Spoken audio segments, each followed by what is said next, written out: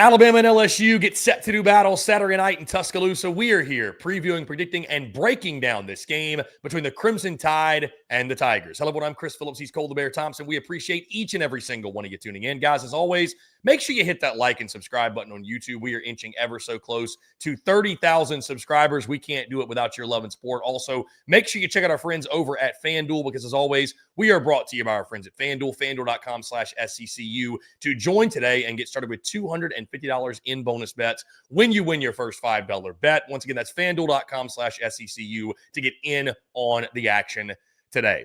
Once again, the SEC Unfiltered Tour embarks upon T-Town, Tuscaloosa, Alabama, as the Alabama Crimson Tide and the LSU Tigers get set to do battle.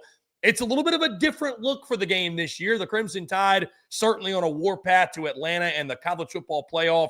Meanwhile, LSU comes in this game unranked and with an interim head coach looking to play spoiler. But no matter what the dynamic is, no matter what the rankings say, folks, it's Alabama, it's LSU, it's the Crimson Tide, and it's the Tigers meeting on the gridiron. It's a special weekend this weekend in Tuscaloosa, Alabama. And again, we are here previewing, predicting, and breaking down this game, and we're excited to do so. As always, I'm Chris Phillips. Joining me, as he always does, my co-host, colleague, partner in crime, one of the best in the business, and a man that knows this game needs no hype and no extra introduction like I just provided. That's Mr. Cole Thompson. Bear, what's going on, my friend? Appreciate you taking the time. Really, really excited to break down this game with you. When you talk about pure animosity, hostility, and just extra motivation for a game, nothing beats Alabama and LSU on a Saturday night in Tuscaloosa.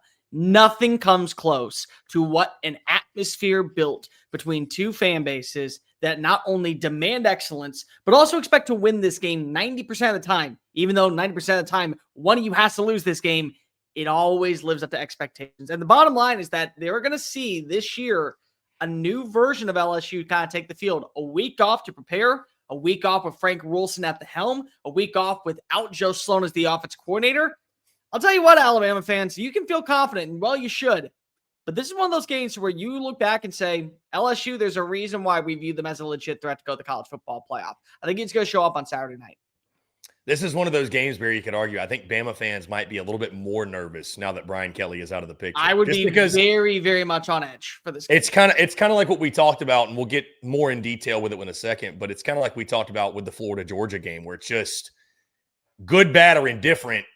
There's hope in the unknown if you're LSU, and there's some maybe a little bit of fear, if you will, or just some hesitation if you're Alabama, and what does the unknown provide for a really talented LSU football team. That being said, Bear, this game taking place Saturday night, 6:30 Central Time kickoff on ABC at Bryant-Denny Stadium in Tuscaloosa, Alabama. The Crimson Tide, Bear, are a 9.5-point favorite. The over-under is set at 49.5. Of course, that coming via our friends over at FanDuel. And this spread has actually come down. Alabama at one point was a double-digit favorite. So a lot of folks out there think it's too much. Spread has come down. Bama at 9.5. Now, Bama leads the all-time series 57-27-5. And the last meeting, of course, came down in Baton Rouge, a rainy night at Tiger Stadium, if you can believe that. Bama won that game running away 42-13. That thing was not even close throughout the entire night. You might recall Jalen Milroe ran wild in that one, but it's not Jalen Milroe this weekend. It's Ty Simpson and company taking on Garrett Nussmeier and the Tigers. And, of course, the SEC Unfiltered Tour will be on hand firsthand to witness it. I mean, guys, come on. You knew we weren't going to go an entire football season without going to Tuscaloosa, without going to Innisfree, without going to Bryant-Denny Stadium, some of my favorite places on earth, with some of my favorite people on earth, by the way. You know, Bear, I talked with some other folks, and I just want to let you expand on it more because, again, you are cut from the Crimson Tide cloth. You know about this game more than most. You mentioned it. Alabama's had the upper hand on LSU, but this week in Tuscaloosa and this weekend in the atmosphere we will get Saturday night, it's different. It's different than most atmospheres, most weeks. The energy around that place is different, even with the struggles LSU's had at this point. Yeah, you don't usually see a team like Ole Miss or Arkansas, or I would even go far to say Auburn outside of a few random years, go to the SEC championship. It was always Alabama, LSU, and it was always this game deciding usually who had the bragging rights and who had the upper hand to go ahead and make a run to Atlanta. this is the matchup to where it's more than just pride. It is a sense of we are the dominant force. There are many people out there who believe that Alabama is the most premier job in college football. But then you look at LSU and the resources that they have down there and the fact that they're an only state where everyone wants to go from Louisiana and play down in Death Valley. They have advantages. When run properly, it could be the best job in college football. And I think that both fan bases understand what a matchup like this is. Because if usually it's a ranked game, usually it's a top 10 game, usually there are more than just bragging rights on the line. And because of what this game has meant for years, for national championship odds, for SEC championship odds, for playoff berth, all little things behind closed doors that we don't talk about enough in the public eye, this has become one of the best rivalries in college football. It's not at the same level as what you would say between the Iron Bowl because of it's an in-state rivalry. But when you look at who LSU has become, when you look at the fact that Nick Saban coached there and then he decided to leave to go to Miami and then he came back and he went to Tuscaloosa and he changed the culture there. And there's many people down in Baton Rouge who believe LSU would be Alabama if Nick never left to go to the NFL. There's always that extra up in this game. And leading up to it, you hear the conversations that go on. You hear the way that people talk about each other. I mean, every radio station in America brings up this game, and specifically those in Tuscaloosa and Baton Rouge cannot wait to tolerately belittle and berate every single person from the state of Alabama, from the state of Louisiana. This goes to psycho level. We talk about fundamental government problem stuff. That's what we bring up when it comes to this game. So you need no introduction. It's a great atmosphere. It's a great environment. And again, LSU's getting a little bit disrespected. I'll tell you, that 9.5-point line, say whatever you want about firing Brian Kelly. I still think that that's far too high for what this game means to both sides. Well, and you mentioned that, Bear, and I do want to point out, too, this game is special because this is no longer going to be a yearly matchup for these two teams. This is not on the permanent opponents list. You look at Bama's 2026 schedule, LSU's as well. Neither one of these opponents appear. So even more emphasis on this year's matchup because you don't get to see them on a yearly basis. Those bragging rights are going to last even longer, whichever side you're on. But, Bear, getting into the nuts and bolts of this game, you talked about, of course, Brian Kelly has been fired at LSU. It's been a very entertaining, to say the least, last week or week plus or so down on the bayou, from Jeff Landry's comments to Frank Wilson kind of galvanizing and locking arm in arm with this group to, you know, the rumblings and rumors of who the next coach is going to be. But there's the rest of a season to be played for the LSU Tigers. People talk about the fired coach bump, if you will. I think we saw it a little bit with Florida against Georgia.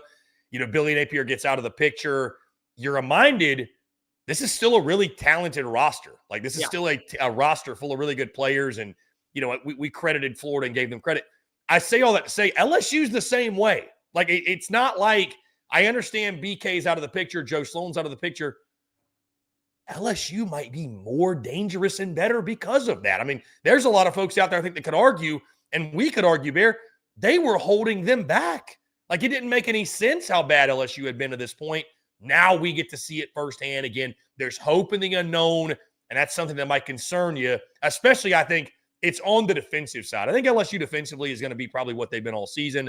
Blake Baker and company, they're going to keep on keeping on. They've been pretty good to this point in the season, although I will say the last two games, what Vandy and Texas A&M were able to do, they got a lot of things they got to clean up. But it's been the offense that has been the Achilles heel. It's been the offense that's been the most shortcomings. What does the play calling look like? What does Garrett Nussmeier look like? You're coming off a bye week. You got to imagine LSU is going to come into Tuscaloosa and throw the kitchen sink at the Crimson Tide. How do Kane Womack and company react? Here's the bottom line. Bear, you're going to get LSU's best shot. Yeah. I think that's just kind of you hit the nail on the head. It's going to be the best shot. Number one, no more Joe Sloan. So what is the play calling going to look like? You know, you heard Frank Wilson in his introductory press conference or the interim press conference that we're going to run the football more. Okay, well, does that mean that you design plays that get Caden Durham more space in between the tackles to get on upfield and get 3 to 4 yards after contact? That's been an area where Alabama's gotten better throughout the year, but it still has been somewhat of a weak point of initial contact at the line of scrimmage. You also got to ask yourself, are we going to go more up-tempo? Are we going to see now the passing attack move to where there is decisiveness? We're getting to the line of scrimmage, and we're trying to get the ball out to Aaron Anderson. We're trying to get the ball out to Xavier Thomas, Barian Brown, Tradez Green across the middle of the field. Can we just win our one-on-one matchups by just gaining a little bit of ground, a little bit of separation, get back to the line of scrimmage, completely just change the way that we've done things. And for Alabama, again, the beauty of this is you know how good your defense is and how well they've been able to respond. 2 weeks ago, you needed them to get the big time play against South Carolina to win a football game. I mean, you don't win without Deontay Lawson and Tim Keenan being at the right place at the right time and going above and beyond. You also don't know what this offense is right now. So it becomes a bit of an nerve-ending, little bit unknown battle of what are we going to see from this team to be able to change our opinion of what LSU has been. And that's not a negative. LSU very well could still have a lot of faults. There so could be a lot of things that they need to work on, and this is not the week to go ahead and get it right. But they've had 10 days to kind of understand we no longer have Joe Sloan. We're going to change up things that we do differently behind closed doors. Let's go ahead and put together and execute a game plan that we feel comfortable with that Alabama hasn't seen yet this year. Because you can study the tape all you want, but until a game has been played where we actually see this offense be run a different way, you're kind of going in with blinders. And that is an advantage for LSU, even though the game is in Bryant-Denny Stadium, a place that is very challenging to win at to begin with. And, Bear, let's get into this. You want something else that's going to give you some confidence as an Alabama fan? Kalen DeBoer off a bye week. Yeah. Kalen DeBoer off a bye week is a different monster. Again, I don't have all the stats pulled up in front of me, but if you've kept up with Kalen DeBoer's tenure, number one, he's undefeated. I do know that. Never lost off a bye week. But the way his teams play, coming off of a bye, you think back to the Georgia game. Think about how creative it was offensively. The things they did in that game that were just we had never seen. That was kind of the introduction to Caden Proctor getting involved in the passing game and moving around in different formations. You know, you think back to last year, what they've done coming off these bye weeks. Bear, I'm not convinced Kalen DeBoer wouldn't beat Nick Saban coming off a bye week. I mean, he's been that good off the bye. So, like, for all of that, what we just said about there's some advantages to the unknown for LSU. There's a huge advantage for Alabama knowing that Kalen DeBoer, Ryan Grubb, Kane Womack, that entire staff have gotten an extra week to get ready for this football game. Listen, I fully expect Alabama's game plan to be on point on Saturday night. You also have to remind yourself of last season with the bye week. That game plan against Georgia, they dominated the first half. I mean, they were in their element. And again, that was Nick Sheridan calling the shots. And that was Kalen DeBoer kind of just overlooking it with a quarterback that a lot of people didn't have hope in. I mean, just remember how big of a lead they had before they allowed Georgia to kind of work their way back in. And the defense played out of its mind in the first half too, because they forced 3 turnovers on Carson Beck. And then last season, you go on the road and you face off against LSU and you dominate that game. So it's the way that you've been able to respond is one thing.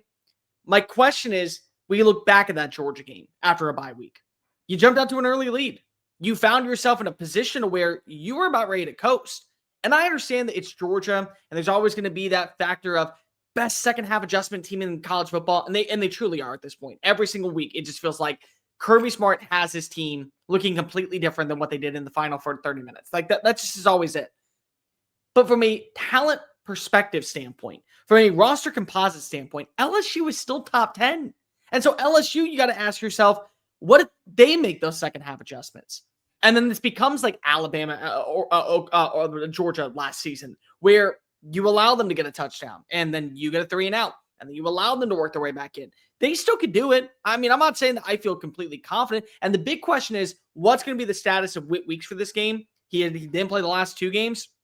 You got a quarterback in Ty Simpson that's not known for being the biggest runner like Jalen Milroe, but he could scoot. I mean, let's just call a spade a spade. There have been multiple moments this year where he has trusted his legs to pick up first downs, and he's got some athleticism to him that makes him a huge threat in the open field. So to have him out there is going to be really big. Alabama has got to make sure, though, that the way that they played in the first half against Georgia the last 2 years and the way they played down in Tuscaloosa last year, that's what you see going into the fourth quarter. Because if you can draw up a 3-touchdown lead, 3-possession lead, 17-point differential, LSU might be able to kind of have that feel like Vanderbilt did last week against Texas, but they're not coming back. Like at this point, Alabama's in the driver's seat, and then you start not looking ahead to Oklahoma, but you realize we play this version at home. We're in a good spot to where it doesn't matter what happens when we go face off against Auburn down on the Plains. Yeah, I mean, I don't mean to be disrespectful to LSU, Bear, but I mean, I think if you're Alabama, if you can get up early in this game and build a multiple score lead like you're saying. I'm not saying LSU is going to quit, but I mean, it's a lost season anyways for them. Like, I think that the longer you let the Tigers hang around in this football game, if you're LSU, obviously, if I'm Frank Wilson, if I'm that staff, I'm saying, hey, guys, let's just keep it within striking distance of the fourth quarter. Because guess what? At that point, all the pressure is on them. There's no pressure on LSU in this game. They're not expected to win. There's no pressure on them. They don't have a head coach. They don't have an OC. So I think you get this game to the fourth quarter, you're within striking distance. All of a sudden, maybe it's Bama. But then again, we've seen Bama, late game situations. We just saw it 2 weeks ago. You know, they are comfortable with coming back and making big plays down the stretch. I think, Bear, if you're LSU defensively, because Alabama's been so good on offense, it's got to start with stopping the run game, right? I mean, I think you've got to like, you're going to have to take something away from Alabama. If you let them be balanced offensively, Ty Simpson's going to get comfortable. You're going to have no shot. So you got to take something away if you're LSU defensively. Obviously, getting the pressure on the quarterback is going to be really important. South Carolina was able to do that at a really high rate. But I think you've got to slow down, if not stop, Jam Miller in that rushing attack as well, and just put them in some very obvious passing situations and put this game on him and just roll your dice from there. You've got to be able to take something away if you're LSU. I think Blake Baker's going to try to force the issue. I'd expect a lot of pressure, a lot of stacked boxes. I think you test Alabama and say, you know what, if you can beat us over the top, tip your cap, but we're not going to let you just nickel and dime us to death. See, I completely disagree. I think you got to stop the pass first and make them run the football, because of whether or not it's a time of possession game. I look at Trey'Dez Green. I look at Xavier Thomas on the opposing side. I've seen them go up against a solid defense. Like, people want to look at Vanderbilt and say, oh, Vanderbilt's not a good defense. They got exposed by Texas. Texas had an offense that, when humming, looks like a top 15 unit in college football. We've seen that at times this year. You also got to look at this from the perspective of, we saw Trey'Dez Green and Xavier Thomas take two little swing routes and two little short gains, go to the end zone on a 62-yard strike and a 27-yard strike. This is a top 15 passing attack that Alabama has right now, and they spread the ball around. The last 5 games, Ty Simpson has connected with 8 different receivers in every single matchup. So it doesn't matter if you go to Ryan Williams or Jeremy Bernard or Isaiah Horton. They can go to Latsier Brooks. They can go to Rico Scott. They can go out of the backfield to Jam Miller. I think at this point, you got to make sure that Mansour Delane is locked down with Ryan Williams. You got to make sure that Tamarcus Cooley in the nickel is taking away Ryan Williams. You need to make sure that AJ Halsey is over the top. When there's a pass that is looking like it's going to Latsier Brooks, he is ready to go ahead and jump the route and take it back for 6.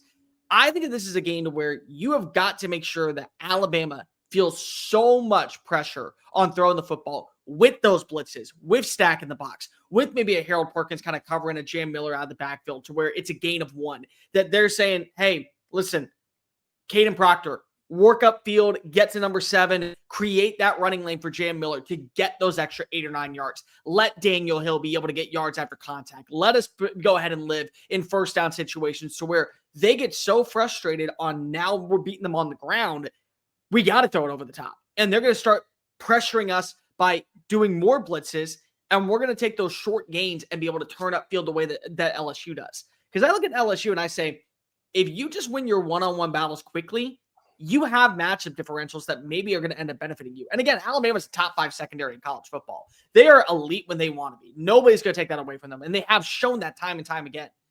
But they've also shown the opportunities to where if you allow a wide receiver to break on open downfield like Nick Harbor, he's off to the races. He is. And you have weapons like that down at LSU. But I think if you are LSU and you're Blake Baker, you are playing press man coverage. You are jamming at the line of scrimmage, and you're saying you ain't getting off of this line unless you're ready to go ahead and go back to the sideline in a body bag. Like, that's the way that your secondary has got to play in this matchup. Yeah, I think you got to be the aggressor, bottom line, if you're LSU. I don't think you can sit back in this one and wait for Bama to make mistakes. If you're, like I said, coming off the bye week, Kalen DeBoer's teams have been so good with that extra time to get ready. I would expect more of the same. You've got to force the issue, I think, if you're LSU. And good luck stopping Ty Simpson, because he has been maybe the best quarterback in all of college football, certainly one of the very best. I think you could argue the SEC's best to this point.